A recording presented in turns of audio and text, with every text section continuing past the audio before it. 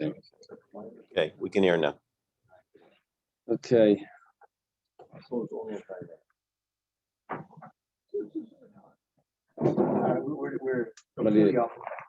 Okay. Let's do today we do Ayin Zion, right? 77. It's right on the top word. We thank Hashem that we're able to learn every day. And in the course of our learning, we should have a big mingle. Okay. Let me mute. Where does this work? You have a nice phone. Okay. It starts like this. Tanan Hassam. We learned in the Mishnah in Masechta Shabbos. Mefir Nedarim B'Shabbos. We were talking about before this how long a person has to annul the vows of his wife. Does he have 24 hours or does he have until sunset? Two opinions, right? The one opinion was Rabbi Yossi bar Rabbi Yehuda and Rabbi Elazar bar Shimon. Another opinion that they said 24 hours. The other opinion, the Tanna Kama, maybe it was Rebbe, held that you only have until sunset. Well, it goes like this. Mefirim Nedarim B'Shabbos, you're allowed to annul vows on Shabbos. V'neshalom leNedarim Shem L'Tzarech Shabbos. You can also go to a Chacham to ask him to annul the vow if it's relevant for Shabbos. Okay, now, when it says if it's relevant for Shabbos, depends how the punctuation goes there. It could be that it's going back on everything. You can annul vows on Shabbos, and you can ask the Chacham to annul the vows. I'm using the same word. You could be made for the husband could be made for the vows, and the Chacham could be matir the vows if it's relevant for Shabbos. That would mean that would be going back on everything. If I put a comma before the if, then that would mean that was going back on everything. But if I don't put a comma there, then it would be, and the Chacham could be matir vows for Shabbos if it's relevant for Shabbos. Means it's only talking about the second clause, but it's not going back on the husband annulling the vows, right? So Yibailu, we have a question. If you're Nedarim B'Shabbos L'Tzarech Shabbos, say Bil Mafil Shlei L'Tzarech. What did that Mishnah mean? Did that Mishnah mean that you can annul the vows, the husband can annul the vows that are relevant for Shabbos? Or does it mean the husband can annul any vow? And it's only the Chacham that had to be careful that the vows that he's going to annul for Shabbos, on Shabbos, are relevant for Shabbos. That would mean like this. When the husband annulled the vows, he just says, Mufala, it's a no. I don't like that vow, it's a no. Right? Mufala. When the Chacham, that's the husband, when the Chacham annuls the vow, so he probably needs 3 people, or well, could be, that's the same, I'm not sure. When the Chacham annuls the vow, he needs 3 people. It looks sort of like a din Torah. Now, judgments are not allowed on Shabbos, rabbinically. They're not allowed on Shabbos.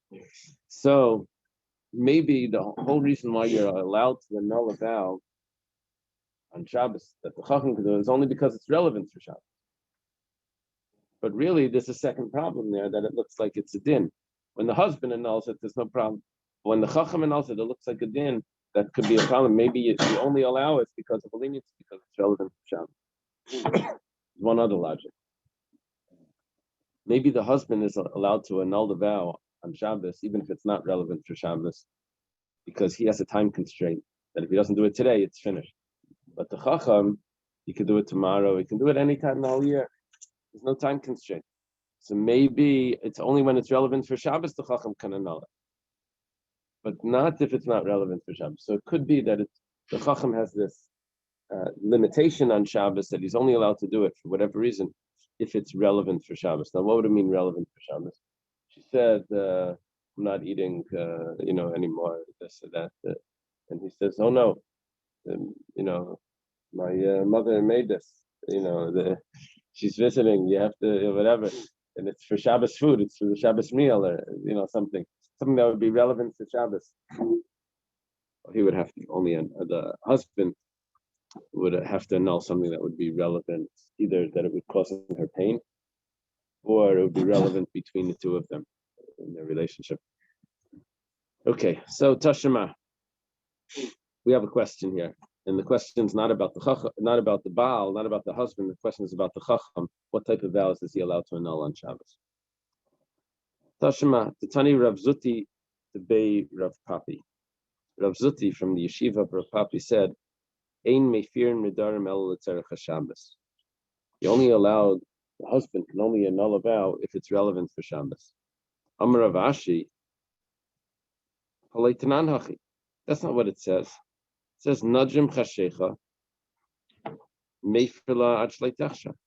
If she took a vow on Shabbos afternoon, Shalashudas time, he's allowed to annul it only until it gets dark. After it gets dark, he can't annul it. Right? Now, obviously, if he's annulling the vow, it's not relevant for Shabbos because Shabbos is just about over. Now, if you're going to tell me that it's only when it's relevant for Shabbos, you can annul it, but not when it's not relevant for Shabbos. My area chashcha. Why do you have to say that when it gets dark?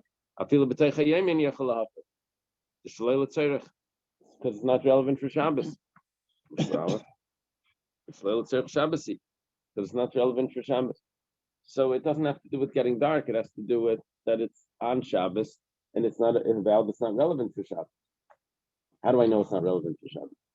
Because we said that you can annul it up until nightfall. That means a minute before nightfall, you can still annul it. Now, if it's going to be annulled a minute before nightfall, then obviously it has nothing to do with Shabbos. Mar says Tanaihi. To answer this question, we'll say like this: that it's really a machlekes Tanaim. The machlekes Tanaim we're actually familiar with because we had it yesterday. It says Hafaras Nedarim Kalayim. The annulment of vows could be done all day. That means up until nightfall. Rabbi Yosi bar Rabbi Yehuda, Rabbi Elazar bar Shimon Amro Meisleis.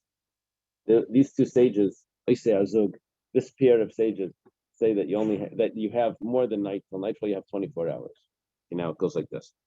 We're gonna match up nightfall or 24 hours to the two opinions here about annulling vows that's not relevant for Shabbos. If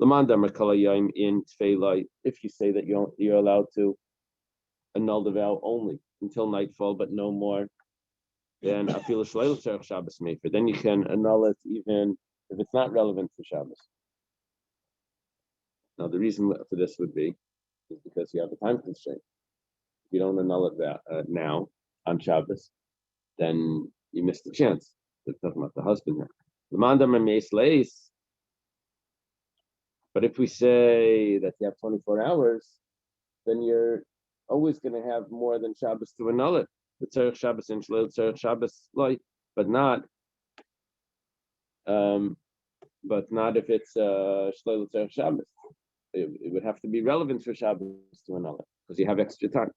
So what we just did now is we said that the main factor here is the time constraint, and that would allow you to annul vows if you have the time constraint of Shabbos, even if it's not relevant for Shabbos. But if you don't have that time constraint, then it would need to be relevant for Shabbos. And that depends on which opinion you follow. How did we rule over here? We ruled. Oh, we had two opinions how we ruled. Ein halacha cases zug. It was according to the Ran's girsa, and the Rosh had a girsa halacha cases zug. So yeah, so that doesn't. When it says that halacha cases zug, but you have two girsayos, if it's ein halacha halacha, then at least you get the same problem. Okay. Sometimes when it comes to halacha, the postim had different girsayos themselves. Like the Rambam, the Rif, the major postim had different girsayos, and then you come out with machlokes based on the text of the Gemara. You just wonder, why is there a machlokes? Why can't they just decide on the same? And we have rules, so that they have different texts sometimes. Sometimes they argue about the rules. Sometimes they have different texts. Okay, but one thing that we still ask, v'nishalem l'nedarim shem l'tzerech Shabbos. No, this was clear. This was clear. When it came to the husband, that was where we had the shaila. When it came to the husband, we had the question: does his nedarim, is he allowed to annul the vows that are shaloi l'tzerech Shabbos? So we came out that that's a machlokes, depending on it's the time constraint. But the chacham, we said clearly, is only allowed to annul the vows that are relevant to them. And that the logic fits perfectly because there's no time constraint. You can go to him tomorrow, go to him the next day. The husband has a time constraint. So for the chacham, if he's going to do it on Shabbos, it's only because it's a Tzerech Shabbos. And if it's not, then If it's not, then do it tomorrow. okay. Right. Ibaylo, when you go to the chacham to annul the vow that's relevant for Shabbos, is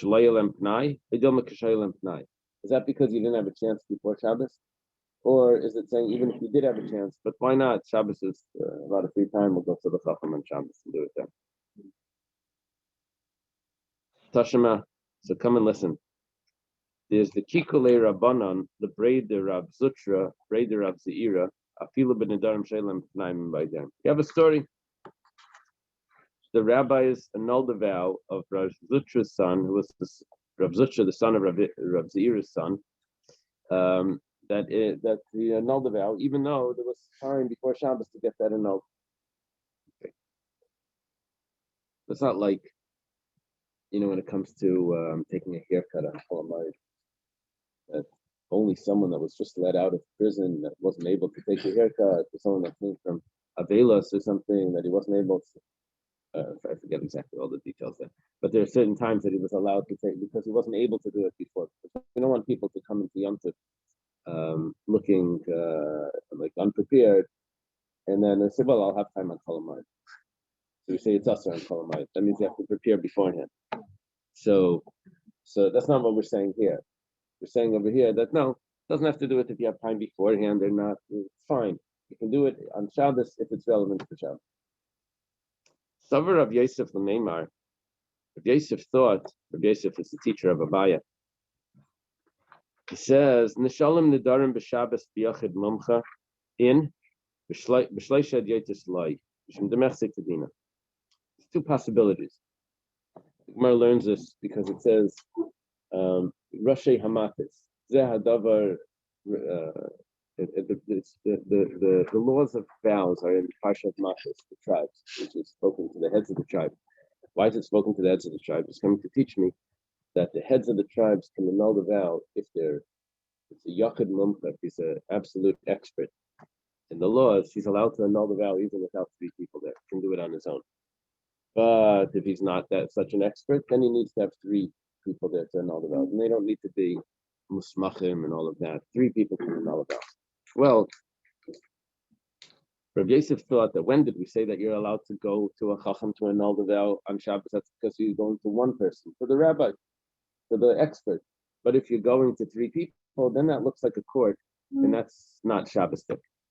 You should not be allowed to do that on Shabbos. Mishum demechse kedina, it looks like a judgment. Amalei Abaya says it's not so. It's not so. You're being too strict. Kivan desfir lan afilu mu'umad. Since we hold that you can annul a vow even when you're standing, you don't have to sit down. Afilu b'kreiven, even with relatives. The judges over there don't need to be not related. It's interesting. Sometimes people they wonder on Erev Rosh Hashanah when they're doing a person Nedarim if they could be brothers and this because if the judges annulling the vows, it would be a problem. What does it quote on the side over there in the Quran that has on the side the halacha?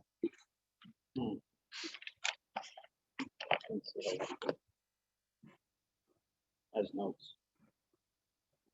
They don't bring the halacha here. Oh, I feel a moment. Okay.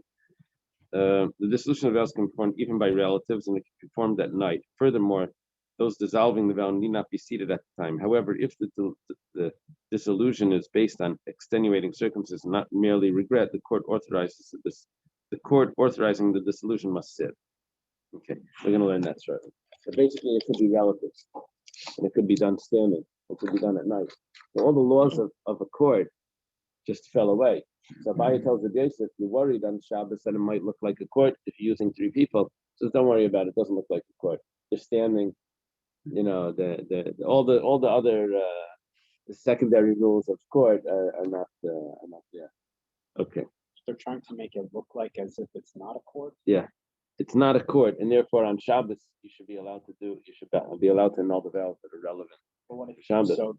Are they implying that you can't go to a court on Shabbos? Yeah, you cannot let it go to a court on Shabbos, but that would be for a court case. But to annul a vow, that's not a problem. Can you go to a courthouse to annul a vow on Shabbos? Yeah, I don't know. You're asking a good question. I read somewhere.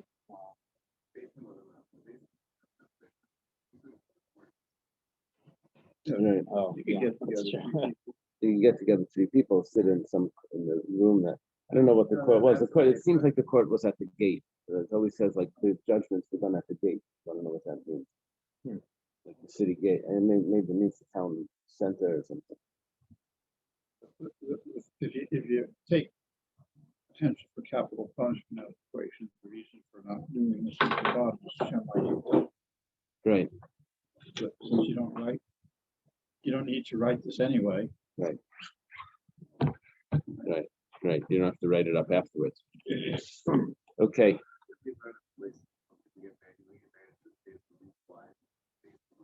Only on Monday and Thursday. Yeah, the best one's on Monday and Thursday anyway. No, but those are days the regular. Gather together. Right.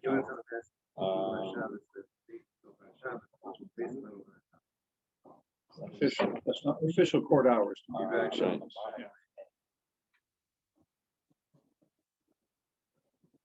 Okay.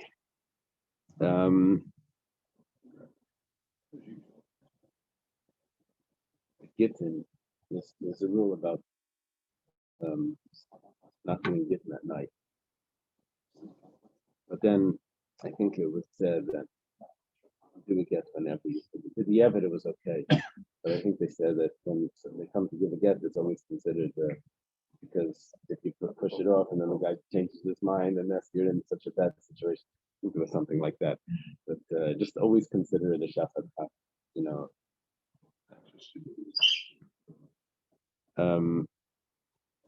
Okay.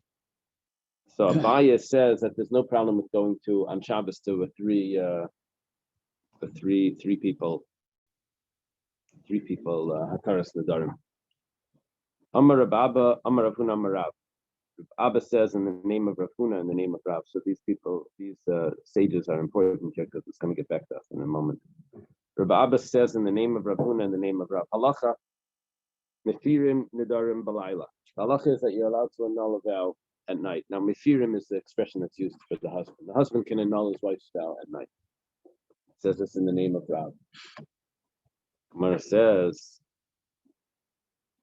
I need Rav Huna Marav, to tell me something that I know from the Mishnah. What are you telling me? Nudra Baleli Shabbos. Mishnah says that you can annul it the whole Friday night. Remember? You have until the sundown of Shalosh time of Shabbos afternoon. Elaima halacha nishalan balayla, not mefirim. Mefirim is the expression that's used when the husband annuls the vow. The nishalan is the expression that's used when you go to the chacham. That you can go to the chacham at night. Amalei Rababa Rav Huna. Rababa says to Rav Huna, Amar Rav Hachi. Rav actually said that you're allowed to go to the Rav at night. We said before that you are allowed to. Amalei Ishtik. He says that Rav was quiet. Amalei, so he asks him like this. Now, there's different versions to what's going on over here. I'd like to hear how they translate it. Ishtik Amrit.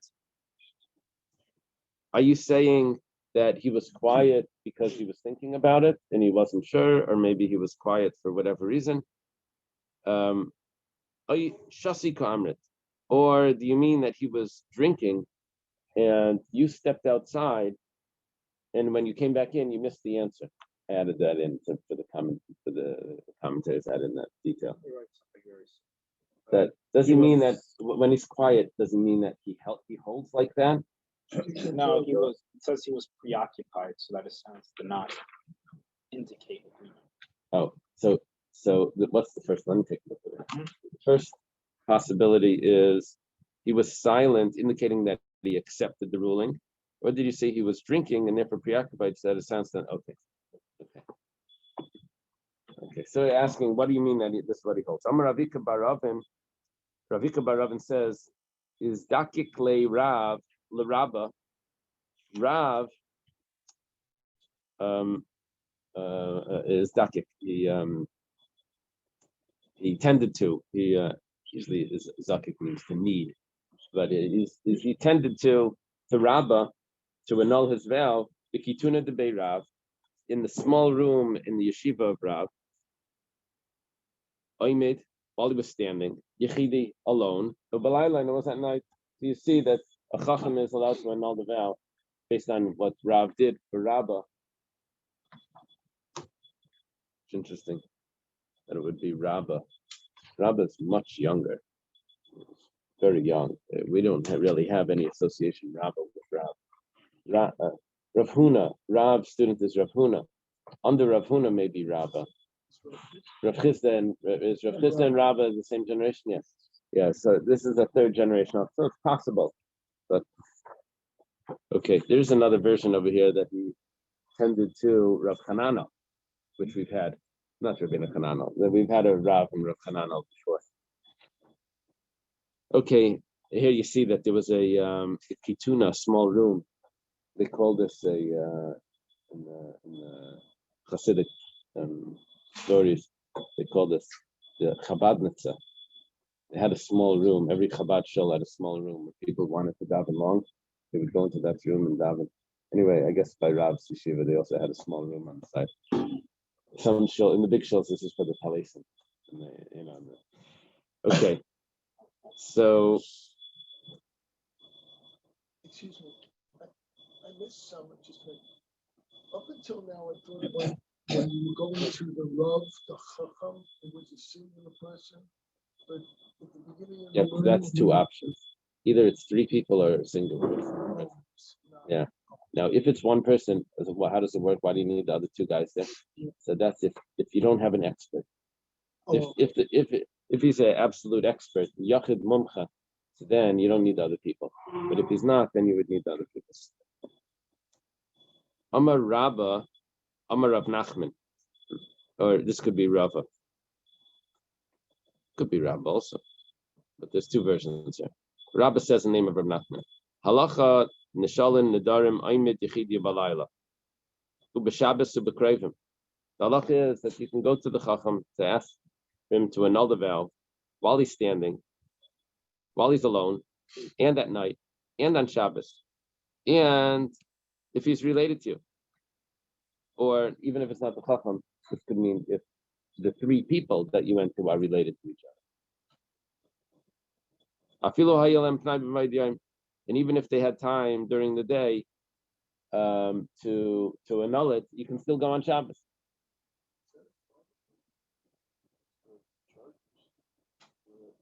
Oh, I just put a charge.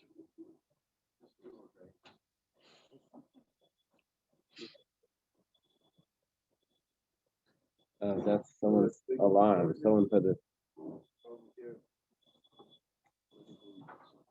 Okay.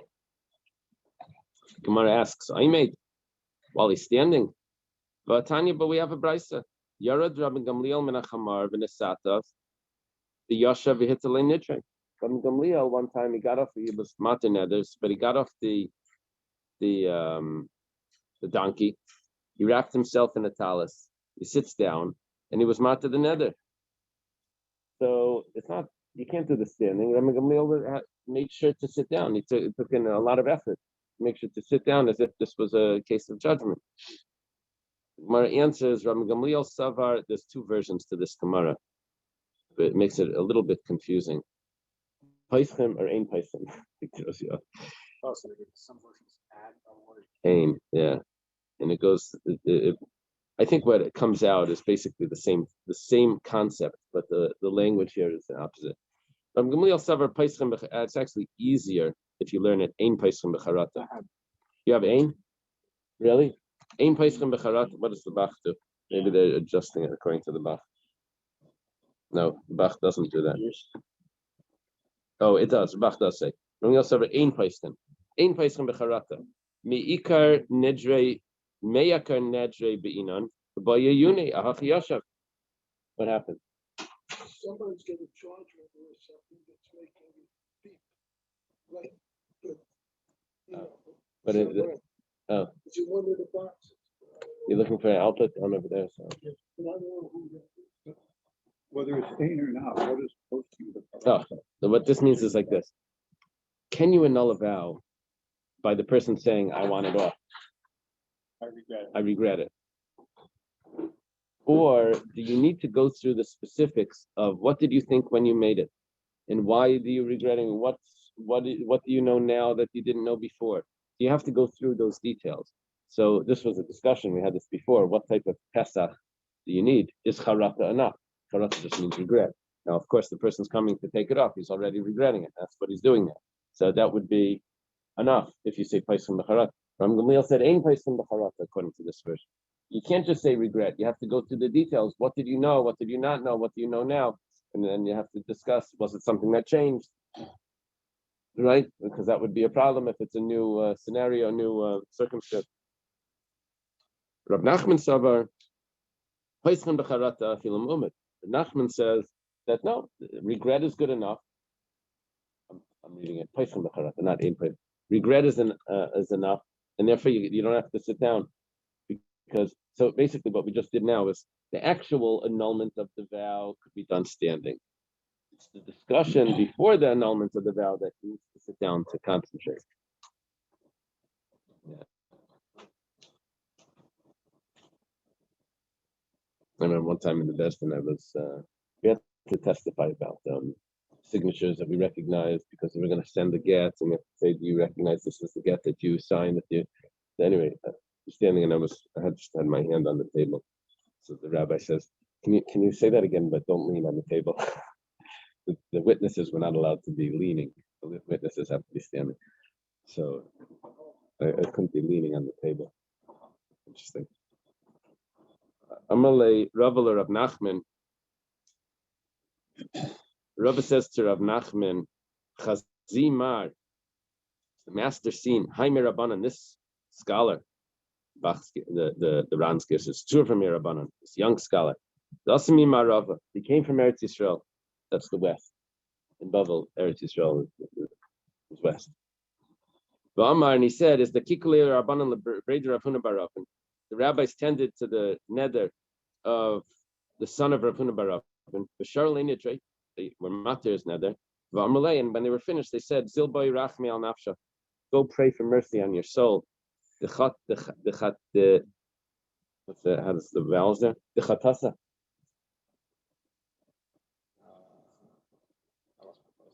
The chatasa problem that you sinned.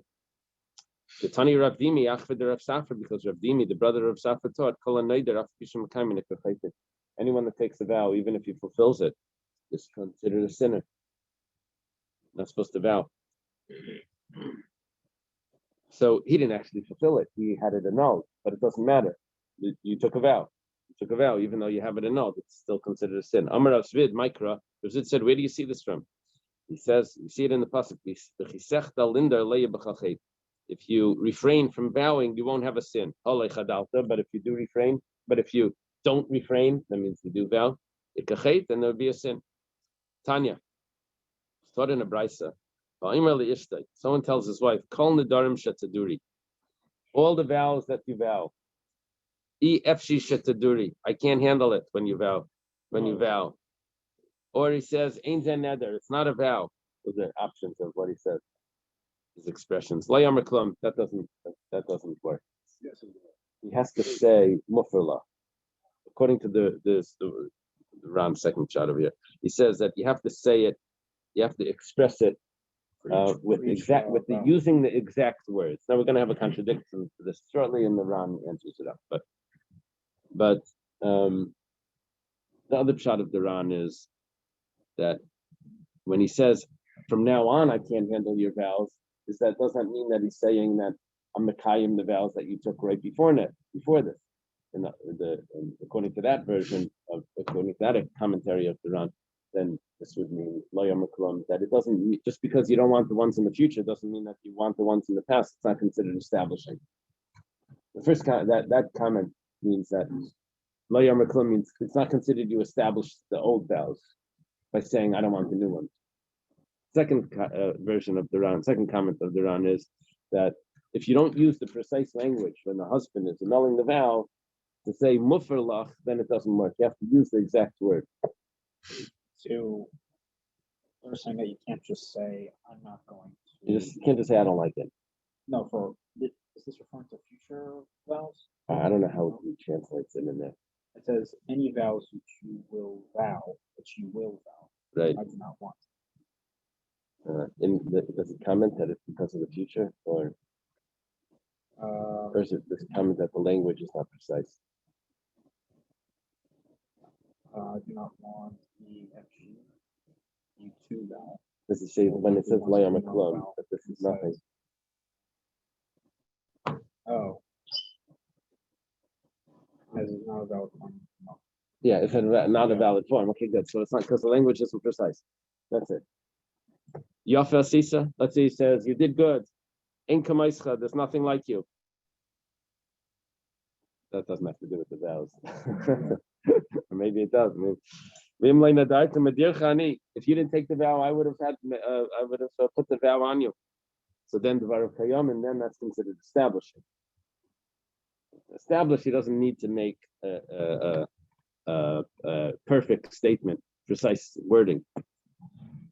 Okay, now we're going to see that what we're about to say is going to be a contradiction to this.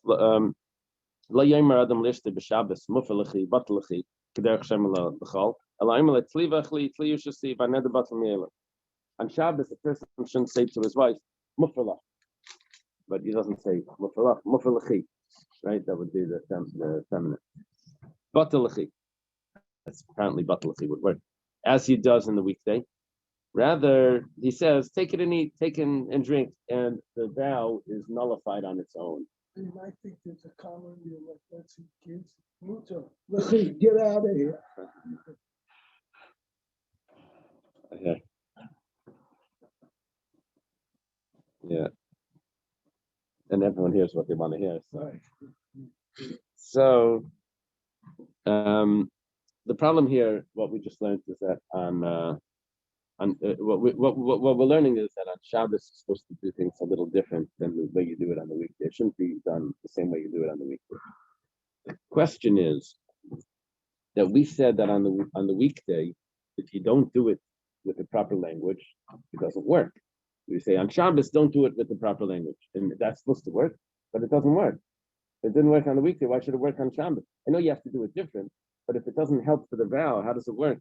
So the Ran says, well, in his heart, he said mufalach, but when his words, he only says go and eat.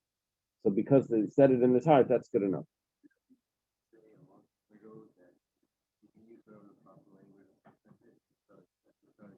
That is when you're taking the vow. Getting off the vow, but here you need to have the exact language. Yeah. Yeah. That's what we were trying to figure out, what all these different vocab. Right. But yeah, I guess it's assuming that she's vowing not to drink anything. He's saying like drink, like. She said, "I'm not going to eat." Okay. He says, "Go and eat." That's considered that he nullified the vow. Right. Right. Because that's a weekday language. Yeah. Yeah. That's the weekday way of getting rid of a vow. On Shabbos, you have to say different. You have to say go and eat. Well, that's what this comment is saying. This Brisa. It's supposed to say Tanya. But isn't that he's not allowed? No, he's allowed to annul the vows. On Shabbos, it's just that he shouldn't use the language. And Rabbi Yechon says, he has to annul it in his heart. I was explaining this from the Ran, that the Ran says that the annulment of the heart, together with the wrong words, is going to work. Question is, why, when he said the wrong words on before, EFC, didn't he have in his heart? It sounded like over there that it doesn't work.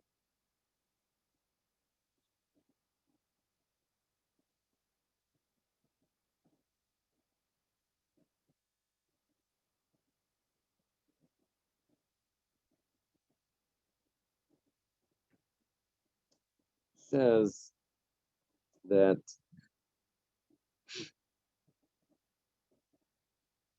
over there he didn't have he didn't use the right expression in his heart.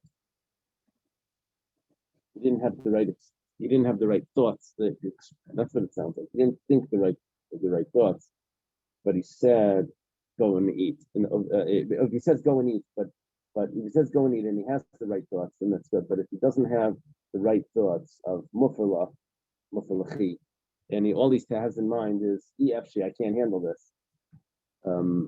Without the mufalachi in mind, then it doesn't work. That's how the Ran is explaining it. Tanya was taught in a brisa. Ishami says on Shabbos, you have to be careful not to express these words. It's not Shabbostic.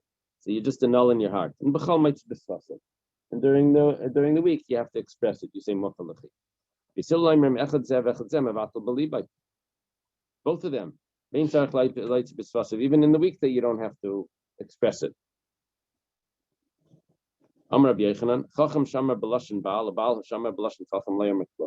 Yechanan says that you have to say it exactly the right way. The Baal says mufalach. The husband says mufalach, that it's annulled. And the Chacham says mutalach, that it's untied. It's not restricted. It's permitted. The Tanya was taught in the Brisa, Zehadavar. This is the matter. And it says this is the matter. It's that precision. That demonstrative, right? Hachacham mater, be'ein Baal mater. The Chacham says it's permitted, but the husband doesn't say permitted. Sheyachal, because I could have thought, Ma Chacham shein meifir. Mater, the Chacham that can't annul it. He can't do the hafara, but he can nevertheless permit it. Baal shemefer, the husband that could annul it. Einay din shemater. Is it not a kal v'chaim that he should be allowed to permit it, just like the Chacham does? Says Zahadavar, this is the matter, which means that you can't use that kal v'chaim. Chacham mater vein bal mater. The Chacham can permit it, but the husband cannot permit it. He can only annul it. Nulling is really stronger. Because you're wiping out. But But the mutter Chacham, means you're untying. but it turns out that the untying it, that permitting it, is taking it off meikara. It is actually stronger. Yeah, that's what this top round over here. These are mashmali listening to Mefer Shaykh Mikan Ve'ela. Mefer is only from here and on, and mutter is that it was mutter meikara. Right. Yeah, I'm not sure why it has to be like that. Why in the grammar why it's like that. Okay, let's leave it over here. I'm not going to be here. Okay, thank you. Okay. Good day. Have a good day. Have a good day, everyone.